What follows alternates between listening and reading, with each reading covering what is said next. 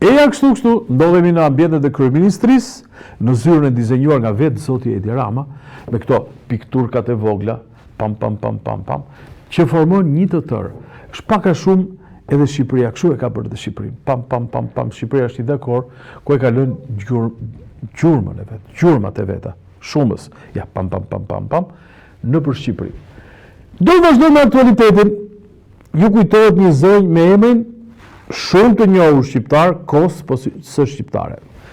Kos është kjo zonja këtu, për cilën një analist i arkivave të Jugosllavisë thotë ka qenë agjente e UDB-s. UDB ka qenë si sigurimi i shtetit për brezat e rinj. Siç ka qenë sigurimi i shtetit këtu, kjo ka qenë për sigurimin e shtetit famkeq jugosllav. Nëse Kos, sistemi pavarur gjyqësor, një nga arritjet më të mëdha të Shqipërisë. Thotë zonja Kos. Tani, moj e dashur zonja Kos, drejt mund ta keshti që ky sistem, po kryeministri i cilën ti mbështet nuk është dakord me këtë sistem drejtësie. Edhe pse thotë ne prodhuam që qëllon 360 gradë, tanëve, kundërshtarëve të gjithë. Zotën kryeministra, vetëm kryeministri sepse kryeministri është në boshtë të kësaj 360 gradë. Nëse, ama i vetmi nga sistemi i drejtësisë që funksionon është për fatën e mirë ose të keq, SPAK dhe GKK. Ndërkohë që gjithë sistemi, këtë zonjë e kanë informuar krejtësisht gabim, është në kolaps të plot. Nëpër gjykata ka dosje të 8, 9, 10 viteve të kaluara, të cilët vazhdojnë, janë bërë pirgje dhe vazhdojnë shtohen. Sepse reforma në drejtësi faktikisht ka dështuar, personel nuk ka, dosjet janë bërë pirg dhe drejtësi nuk ka. Kështu që nëse i ka thënë zoti Rama që sistemi i pavarur gjyqësor është një nga arritjet më të mëdha të Shqipërisë, ja ka futur sakrau, thot populli. Nëse ja kanë thënë institucionet e tjera të veta, është problem edhe për ne. Se nëse me raportet nga BE-ja, pastaj ose BE-ja me raportet pavarura, e kupton që ky lajm është kot. Ama nëse BE-ja e di kështu, e hangër, ju që keni çështje me drejtësi. Tjetra, Rama për një Europë që funksionon më mirë se sot vendet e reja duhet lënë pas egot kombëtare. I dashur kryeministri i Shqipërisë Edi Rama. Mirë e ke këtë çështjen e egos. Megjithëse dëgjova në një emision një podcast që thoshte unë kam qenë kokfort. Jam zbukur duçik, po kam qenë kokfort. Po këtë çështja ego kombëtare duhet ta lësh pak ti si term sepse kombi është një gjë që nuk ka lidhje me qeverinë. Qeveritë janë kështu si letrat higjienike. I kalon kombi, fap. Ndërsa kombi mbetet. E ne si komb, na u desh shumë që të krijojmë këtë lloj identiteti kombëtar, të cilën ti dashur Edi e duke zhbërë në mënyrën më anti-shqiptare që gjendet, që mund të ekzistojë. Domethënë do të kishin zili serbët, ku diun gjithë armiqtë e Shqipërisë do të kishin zili për mënyrën se si këtë egon kombëtare e ke bërë se si qeverisja e Shqipërisë ka kaluar një pajisje elektronike që quhet diella dhe ne po na krijon një identitet digital që do na drejtojë diella. Pra as do të denjosh të merresh me ne, do të merren pajisjet, makineritë me ne. Por çështja është tu që ego kombëtare neve si komb nuk është se vetëm neve këtu. Komb është Kosova, pjesë super e rëndësishme e kombit ton, siç është një pjesë e Maqedonisë, një pjesë e Malit Zi, megjithëse aty ka vazhduar procesi i asimilimit i fuqishëm, po janë pjesë e kombit. Dhe ne përkundrazi na duhet ego kombëtare që ty në Bashkimin Evropian si shqiptar, jo si algoritme. Vazhdojmë? Si mendon? Kos na kthehet Kosi se ishte Kosi këtë javë, shira është mëdha, edhe nuk u bë dhall. Thot zgjedhjet e 11 majit të lira dhe të ndershme. Tani, deri tek të lira, hajtë se po e ham, po të ndershme. Po të ndershme, moj Kos. Po ku ma gjete fjalët të ndershme për zgjedhjet në Shqipëri. Po sa fjalë lartë është nderi, moj zonjë. Sa lartë është nderi. Shkosh deri te nderi, është një rrugë shumë e gjatë. Zgjedhjet në Shqipëri për të lira nuk diskutohet që si ishin. Po hajtë se po e shtym Po themi që shkuan një pjesë e jona shkuan, për shumë, unë shkova e votova si mdesh qefi. Po të ndesh më, po mirë, mi më dakord, qoftë se është ky pazari me bëhet, se thot Rama është një konjunktur geopolitike, unë jam dakord që ne kemi edhe reformën drejtësi një sukses Shqipërisë, edhe këto zgjedhje themajt, pyetja është kë pyet kjo zonja Kos, kujt i referohet, apo Gonzatos që ka ambasador këtu. Të lutem, Rama antarësimin bëhen ngjarja e vetme ku do ndihemi kënaqur pa kushte. Edhe ne, me thënë të drejtën, do ndihemi shumë të kënaqur kur të shohim që kryeministri ynë do të jetë i kënaqur. Po antarësimin bëhe. Çështja është, a do të antarësohemi? Vërtet po punon me ritëm të madh qeveria, vërtet kanë ardhur këto ndërkombëtarë, kanë thënë bravo, ju lumt, suksese. Po çfarë garancie kemi ne? Dhe e dyta, a mos po na tërheq pak zvar për te fuqive tona, duke miratuar ligje dhe paketa cilat nuk janë tonat. Për shembull, ai ligji i barazisë gjinore vazhdon dhe unë jam një nga personat që vazhdojmë luftojmë për ta kthyer, se është një marrje në kontroll i shoqërisë përmes kontrollit gjuhës e tjera. Është futja praktikimi që nuk është e jona. Është agent kundër familjes.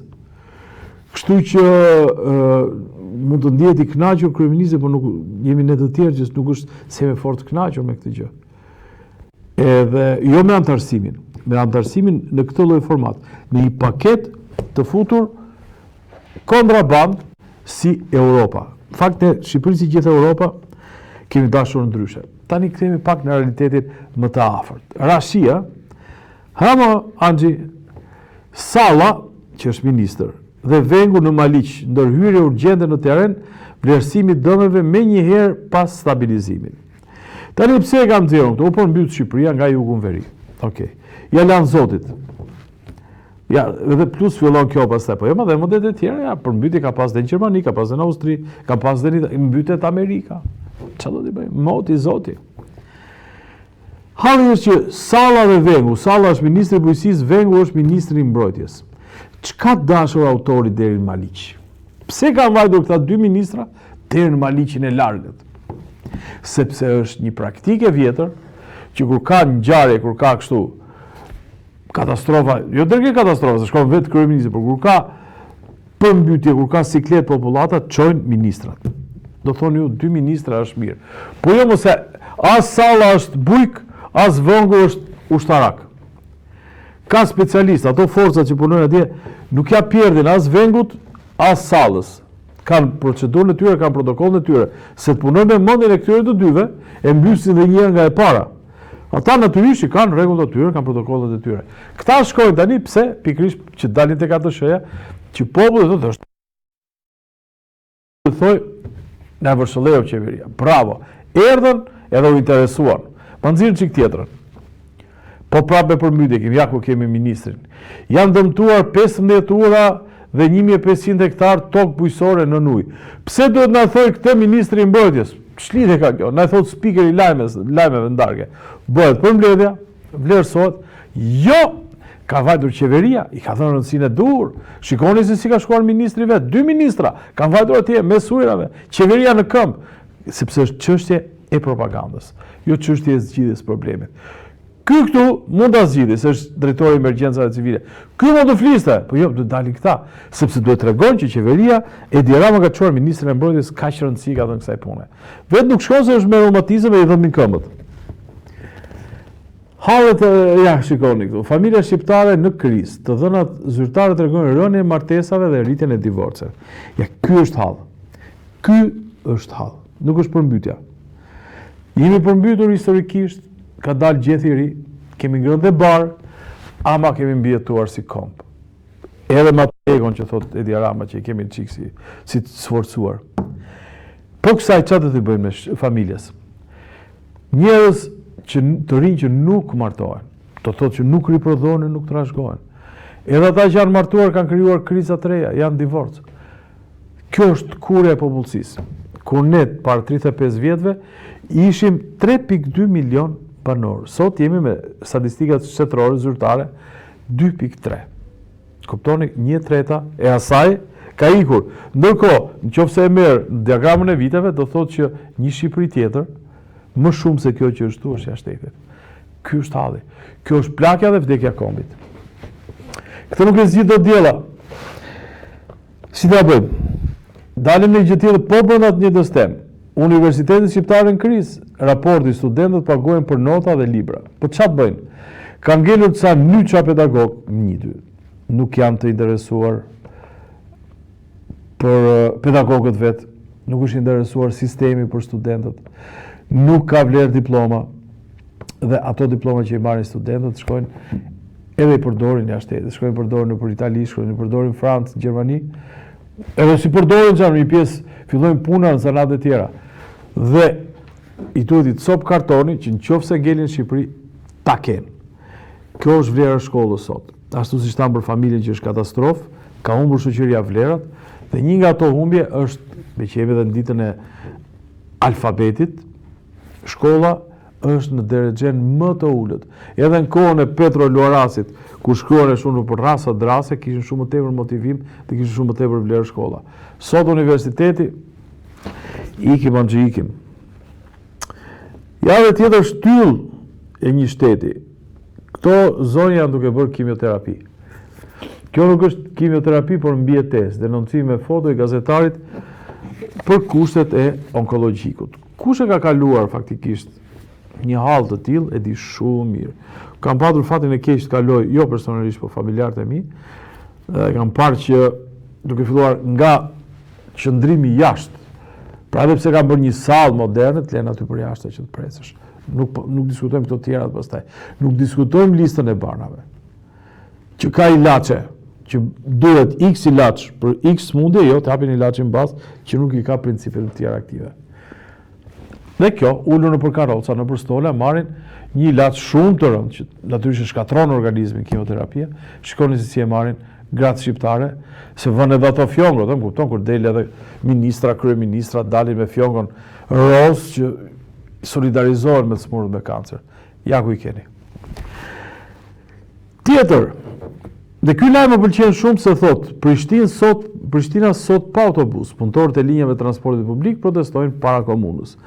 Më në fund shoh një protest në Shqipëri, edhe pse është tek kufirit shtetëror, por këta janë shqiptarë.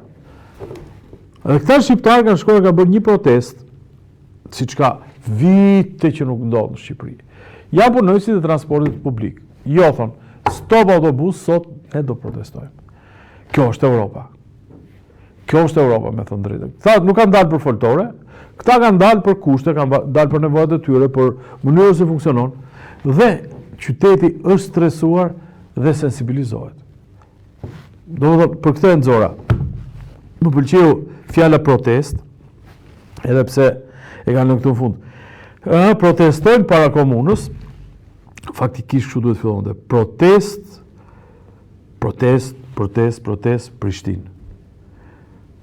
Transporti publik bllokohet. Prishtina bllokohet. Urime vëllezërve kosovarë këtu në Shqipëri nuk është se merret njeri me këtë gjë, ne na vjen shumë ëmbël që në Shqipëri, në hapësirat shqiptare ka ende nga kjo lloj flake. I ku Shqipëria do nxjerr një kuriozitet që ta mbylli më ëmbël, zbulohet një nga rezervat më të mëdha të arit në botë. Po zbuluar në Kinë. Ishte një 1140 e ca ton. 400 të anxhi andej. Ton, arë. Lumë Kina, me thënë drejtën. Ishte shumë miliard. Edhe Kinës do t'i bënde punë.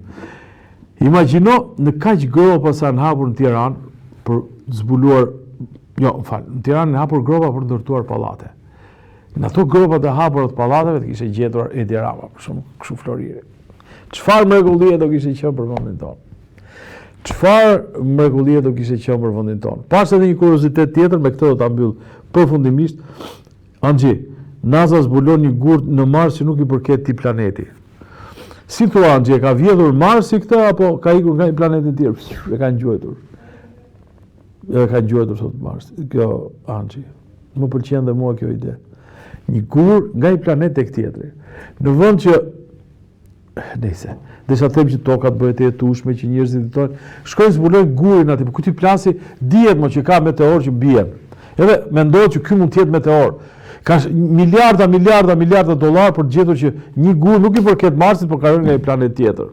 Kështu shpenzojnë para me përbot, që s'ka faje Edi Rama.